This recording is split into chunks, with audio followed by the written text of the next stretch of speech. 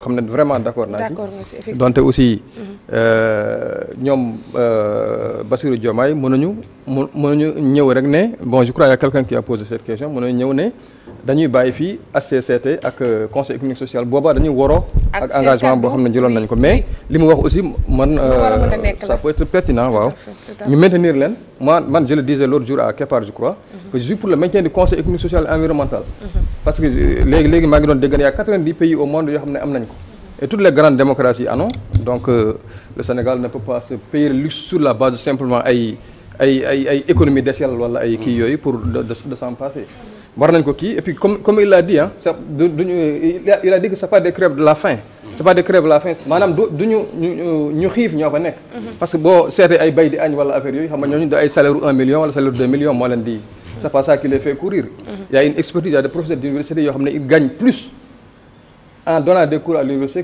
qu'en étant au conseil économique et social et puis leurs rapports effectivement sont destinés au président de la République ex-président de la République nag mi ngi def liggéey bi ci war wala mi ngi comment dirais-je l'exécutif mi ngi mettre en œuvre conseil yi parce que conseiller aussi ci conseil rek la mën a yem da ngay conseil rek yem ci conseil donc voilà maintenant le reste là c'est le patron qui va en prendre les décisions en tout cas merci Ibrahima ci contribution yi boobu nga def léegi day dem jël ci la chronique du jour.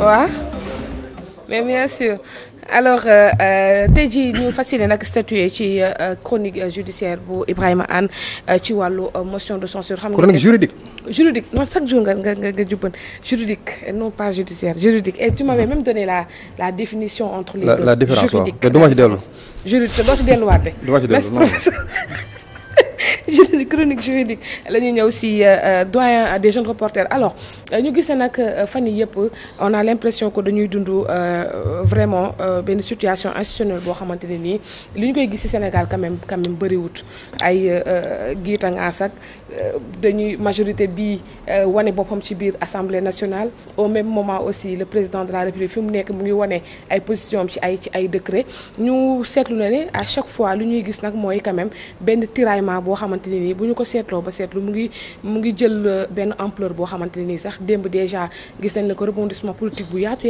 la ñu am mais tey on va essayer de statuer quand même ci motion de censure parce que li ko indi bokk na ci li njiitu réew mi sàkku ñu daal di dakkal wala sax supprimer ñaari institutions yu mel ni CS ak HCCT mais bañ ca toftale député yi majorité bi dañu ne carrément du ca dal waaye lañ ca nemmeeku mooy ne que toftal ci ne dañuy sax déposer ab motion de censure ngir jëlee fi ki nga xam ne moom mooy di premier ministre ak gouvernement déjà lan mooy motion de censure pour mën a statuer déjà wax merci Aïcha motion de censure benn mécanisme constitutionnel la boo xam ne donc constitution bi effectivement moom moo ko prévoir c'est-à-dire que c'est benn instrument la benn jumtukaay la bu ñu jox li nga xam ne mooy assemblée nationale pour permettre ko su fekkee ne d'accordul ak politique bi nga xam ne moom la gouvernement bi di mener mu renverser ko dañ ko fixé nag ci ay lim maanaam ci benn session mën nañu ci déposer deux motions de censure donc motion de censure benn instrument la boo xam ne mi ngi nekk ci loxo député yi en contrepartie il y a la dissolution le droit de dissolution boo xam ne moom c'est un instrument boo xam ne contrepartie la mais mi ngi nekk ci loxoy président de la République moom tamit dañ ko fixel benn délai boo xam ne en deçà de ce délai là moom tamit mënu ko def donc ñu ne 2 ans il faut mu am 2 ans et conseil constitutionnel nee na c'est à partir du 12 septembre je crois donc ba 12 septembre bi finalement nekk sax benn date fatidique Ousmane Sonko nee na le 12 septembre député yi dinañ tal leneen lu dul nekk foofu naan dañuy déposer motion de censure wala nekk député mais en tout état de cause man li ma jàpp rek mooy que loo xam ne warul woon bett nit ñi parce que dafa am ñaari majorité yu waroo on a une majorité présidentielle et une majorité parlementaire donc ci histoire bi fi ñu jógee ñoom diggante 2021 jàmmarloo bi ñu am jàmmarloo bu métti bi donc ñii aujourd'hui ñëw ngànk nguur gi yore président de la République yore primature donc mais yoruñu assemblée ñi lee tamit ils vont pas se laisser mener à l'abattoir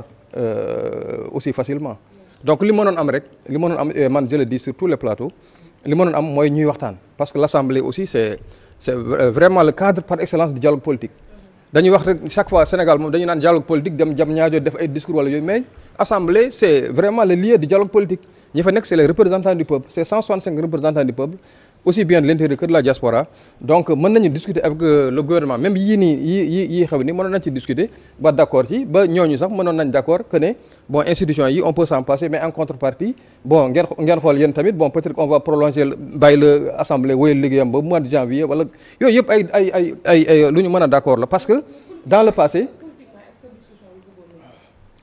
Diomaye bëggeewu ko woon nii à vrai dire.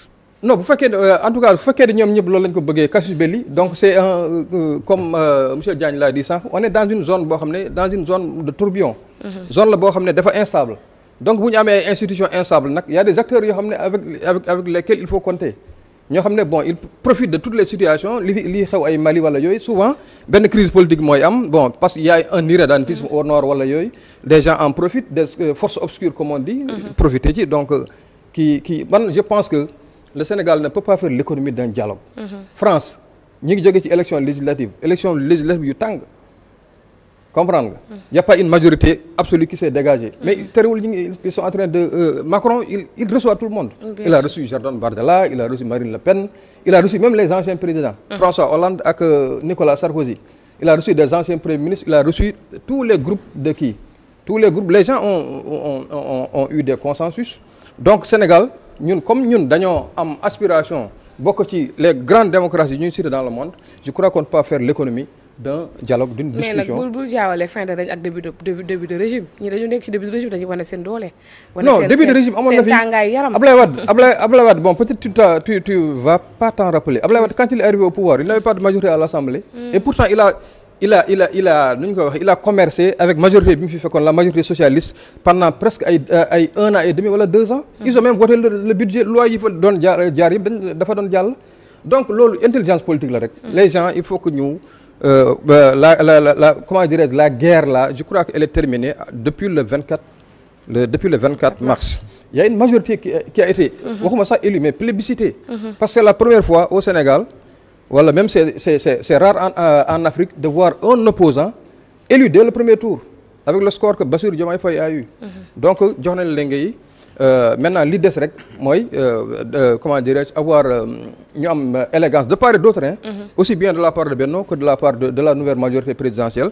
ñu am intelligence politique ensuite et puis que les gens dépassent yenn situation yi. parce que là quand même c'est une situation boo xam ne dafa xaw a instable quoi alors que les Sénégalais je crois que après les 2 ans ils voulaient avoir vraiment un pays stable boo xam ne bon investisseurs yi dañ ci sentir parce que investisseurs ñun nag bu ñuy wax investisseurs rek les gens pensent aux investisseurs étrangers même les investisseurs yi nga xam ne ils sont dans le pays mais ils auront tendance à dire que man dama ubbi boutique dama ubbi station d'essence parce que ce pays là on ne sait pas de quoi demain sera fait. Justement si ruse politique boobu sax tey presque journaux yu bëri moom la ñu xëyee est-ce que am nañu njortu ne que motion de censure bi dina jàll wala dina yegg fa mu war a yegg ak session extraordinaire bi nga xam ne le président Bassirou Diomaye Faye kii mais si toutefois yegg nañ ci yan conditions la ñu war a mën a teg pour jàllale motion de censure. En tout cas démb moom la journée a été très riche en rebondissements et puis pouvoir bi génne na benn galgal boo xam ne.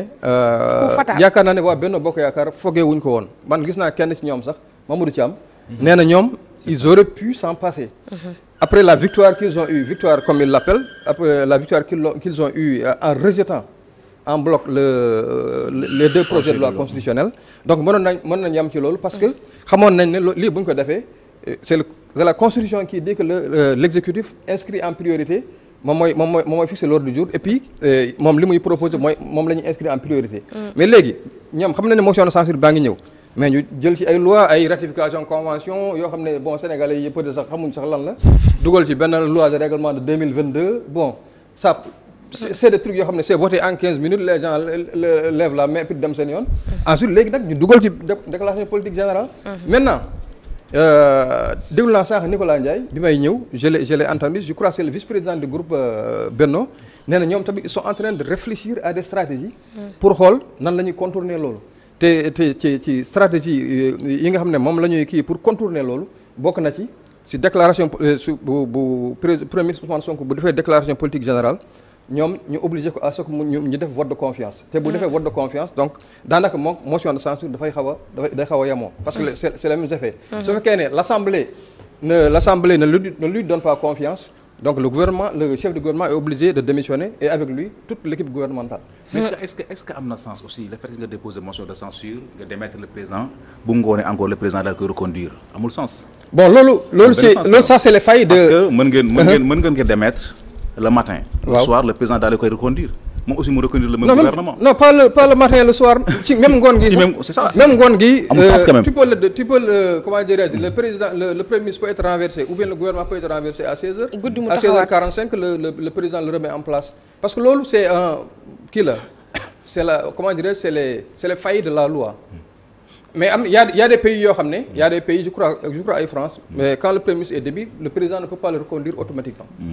waaw donc mais fii Sénégal moom le président il peut tout à fait le reconduire dans les minutes qui suivent. Parce que man sama suy sax du problème motion de censure. mais excuse-moi mais problème bi mooy que un premier ministre qui est renversé. Du point de vue image aussi. waaw du point de vue politique même il devient faible. Parce que il est obligé c'est un premier ministre ak un gouvernement qui sont obligés à chaque fois d'aller devant la représentation nationale. Mais su fekkee dañuy dem devant une représentation nationale boo xam ne dafa leen renversé woon il y a seulement 15 jours wala yooyu. Donc dafay c'est un peu. Ça fait un peu mauvais genre. Est-ce que aussi le motif nekkul lu léger parce que tout simplement premier ministre bi ne préwul pour ñëw déclaration de politique générale il faut ngeen defal ko motion de censure. C'est léger. Wow, mais par rapport à la motion de censure. Je crois que la motion de censure doon na fi la motion de censure elle est venue après le. Non c'est-à-dire que ñoom seen initiative pour que ñu déposer motion de censure c'est parce que tout simplement dañ ne Ousmane Sonko nangutu ñu déclaration de politique générale.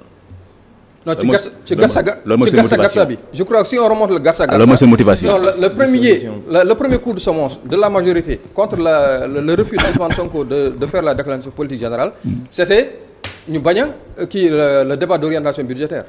Ba léegi amul je crois que c'était le premier. Maintenant parce que fii c'est coup par coup. Léegi ñii bu ñu ñëwee kii bi comment dirais-je ñii bu ñu quand le président Bassirou Diomaye Faye a convoqué l'Assemblée pour ñu statuer sur les deux projets de loi constitutionnelle portant suppression du HCCT ak 16. Donc Abdou Mbow président du groupe parlementaire moom tamit je crois que dans sa stratégie de riposte ñu ne ñoom dañuy déposer boobu voté guñu sax mën dañuy déposer motion de censure. C'est ça. Voilà c'est ça. Donc bii c'était en réponse aux deux projets de loi constitutionnelle. Man sama inquiétude man sama inquiétude sax nekkul ci ay problème de motion de censure sama problème mu ngi jëm ci assemblée nationale bu ñu ko tasee le 12. bu ñu ko tasee le 12 parce que ñu bëri ñu ngi tudd ay article 68 ñi ay article 77 ak ñoom 7. Est-ce que yaakaar nga ne bu boobaa gouvernement maanaam président Bassirou Diomaye Faye dina mën a effectivement gérer le budget par ordonnance? Bon en tout cas il y a les outils constitutionnels il y a l'article 52 qui dit que quand les institutions de la République ou le fonctionnement régulier des institutions est menacé benn moment sax doon nañ wax ne ab kii di président Macky Sall mënoon na ko utiliser bon pour bañ a dem ci pour ne pas suivre le comment dirais-je le conseil constitutionnel. Donc fii aussi su fekkee ne dem nañu ba constater loolu ba bon mu xool son conseil constitutionnel son avis mu informe peut-être le président de l'Assemblée ak le premier ministre donc il peut prendre toute mesure. Toute mesure nag ordonnance ci la bokk peut-être. Prendre toute mesure visant à garantir le fonctionnement régulier des institutions. Mais pour revenir sur la motion de censure su fekkente ne tey jii yegg nañu ci procédure bi nan la ñuy def pour mën a aboutir à cela. Bon procédure bi je crois que c'est d'abord tey moom je crois que beaucoup de Sénégalais finalement sax ils sont devenus des procéduriers ou bien des spécialistes de la procédure parlementaire. Article 99 du nouveau règlement intérieur dafa ne samedi dernier lañ ko promulgué après ñu publié ko au journal officiel donc dafa mel ne fi mu ne nii moom entré en vigueur. C'est ça. Donc la motion de censure déposée sur le bureau de l'Assemblée qui statue sur sa recevabilité. Waaw donc bu ko déposé ci bureau bi le président de l'Assemblée da koy notifier au gouvernement maanaam da koy yëgal gouvernement bi ne am na motion de censure bu ñu déposé contre yow. Loolu bu ñu ko defee conférence des présidents day réunir fixer maintenant la date de discussion de la motion de censure qui doit intervenir au plus tard le 3e jour de séance suivant le délai constitutionnel de 2 jours. Donc après day nekk 5 jours 5 jours au plus tard. Ce n'est que après débat boobu loolu bu jàllee 5 jours yooyu après lañ mën a organiser benn plénière. te ci discussion boobu. kii bi motion de censure bi ci plénière bi. lañ koy attiser sama curiosité mooy ki ñu dóor motion de censure bi muy le premier ministre est-ce que dafa am obligation ñëw à l'Assemblée nationale. Bon loolu aussi dégg naa ko même démb y a quelqu'un qui m'a interpellé à partir du Gabon. Nee na il a attendu sur RFI que ne le premier ministre n'est pas obligé. de venir défendre comment dirais-je de venir pour en tout cas la motion de censure mais man bon foofu même su fekkee ne loi bi prévoir ko man je me dis que c'est le bon sens juridique quoi wala c'est le bon sens tout court maanaam bu ñuy discuter ci yow da ngay toog wala doo toogaat amaana nit ñi dañuy soxla toog aussi déglu la yow boo dégloo ñële argument yi ñuy développé pare après yow nga indi say contre argument donc je pense loolu moom c'est même les ministres qui sont même en déplacement peut-être à l'étranger ils devraient être rappelés ñëw avec le premier ministre ñu toog devant la représentation nationale ñële développer seen argument ñoom tamit ñu développer leur contre argument après on passe au vote c'est ça la démocratie bu fekkee ne y a une majorité absolue de 83 députés xaw ma ñu ko voté donc le gouvernement est renversé s'il y a pas de kii après ñoom ñu wéyal liggéey bi mais comment se passe le vote amoon nañu benn aperçu bu ndaw en 2022 avec le cas Amadou Ba mais comment se passe le vote waaw vote bi c'est au scrutin public maanaam nekkul loo xam ne dañuy lakkatu wala yooyu c'est à la majorité des membres composant l'Assemblée nationale donc c'est-à-dire 83 députés te loi bi dafa préciser que seul maanaam vote yi nga xam ne dañoo favorable à la motion de censure rek la ñuy recenser maanaam ñi nga xam ne ñoom d'accord ci motion de censure bi ñoom kenn du leen recenser article constitutionnel bi moo ko wax bu weesoo loolu noonu vote par bon comme c'est voté au scrutin public donc je crois que ça doit être aux mains levées à la main levée à main levée alors lan mooy question de confiance Ibrahima question de confiance nag boobu premier ministre gouvernement bi moo am initiative bi maanaam moom la Benno actuellement nii bëgg di envisager sax d'accord waaw dañuy provoquer ñu koy indexé waaw dañuy provoquer le vote de la confiance juste après la déclaration politique générale parce que déclaration politique générale moom mooy clôturer ordre du jour bi nga xam ne moom la ñu fixé mais bu amee vote de confiance bu boobaa aussi c'est comme dans la motion de censure dañuy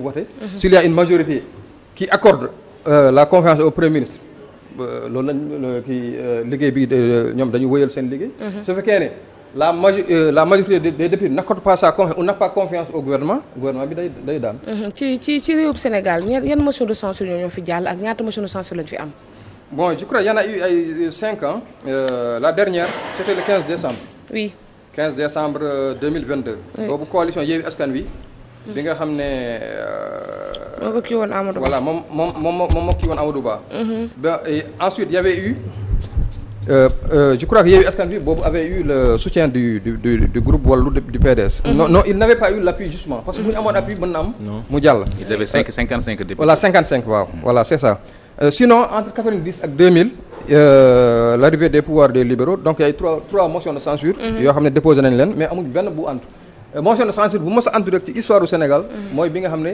moom la socialistes yi de l'époque dirigé woon contre le gouvernement du président du conseil Mamadou Dia c'était le 17 décembre 1962 donc comme la majorité l'avait emporté le gouvernement de Mamadou Dia avait été renversé bu assemblée taxawee comme nii ñu ko taxaw temb ngir daaneel ab nguur gi au-delà des députés ñan la am pour ñu mën ko jàppale ci liggéey bi nguur gi ñan la am ñan la mën a sukkandiku maanaam au-delà de l'Assemblée nationale ci ay députés boppam ci ñan la mën a sukkandiku ngir sauver sa peau disons. Bon parce que lii on est dans un truc parlementaire c'est les relations entre les institutions. D'accord. Parce que c'est pas la rue c'est pas le public c'est pas le qui c'est tu as la confiance des députés wala tu n'as pas la confiance des députés. Et pendant ce maintenant ñii nee nañu Ousmane Sonko nee na démb motion de censure moom du am. ñëlee nee nañu motion de censure day am à la kulli halin te ñoo ils sont en train de voir les stratégies pour contourner loolu mais en tout cas affaire bi moom ci foofu rek la mën a xëyee motion de censure moom bu ñu koy wax rek biir assemblée la. Et pendant ce temps lan la ñuy xaar ci taxawaayu conseil constitutionnel du moment qu'on parle d'institution. waaw conseil constitutionnel moom taxawaayam fii mooy à chaque fois bu ñu ko laajee son avis par exemple fii laajoon nañ ko son avis sur comment dire sur la bonne date. joxe na la bonne date nee na c'est le 12. bu ñu yeggee ci benn moment boo xam ne dafa am benn crise institutionnelle le président de la République peut aussi demander au président du conseil constitutionnel lan ban taxawaay la war a mën a am. est-ce que mën na utiliser les artifices yi nga xam ne moom la ko article 52 bi jox wala yooyu. donc yaakaar naa ne fi mu ne nii moom. dans la mesure où nekkuñu ci benn contentieux li ñu mën a conseil constitutionnel li mu mën rek mooy bu ñu ko saisiree. oui bu ñu ko saisiree d'une demande d'avis rek mu joxe un avis juridique quoi. En tout cas merci Ibrahima waxtu bi xot nañu il est 9h. on se donne rendez-vous jeudi prochain incha allah. incha allah rabbi. jërëjëf Fokhane merci. merci Aïcha merci Moustapha c'était un plaisir. si plateau bi. gars yi dañ leen sànni woon lakk ma ñu daw dugg si magasin ba. mais jërëjëf. Seydina attends-toi à tout kon. attends-toi à tout.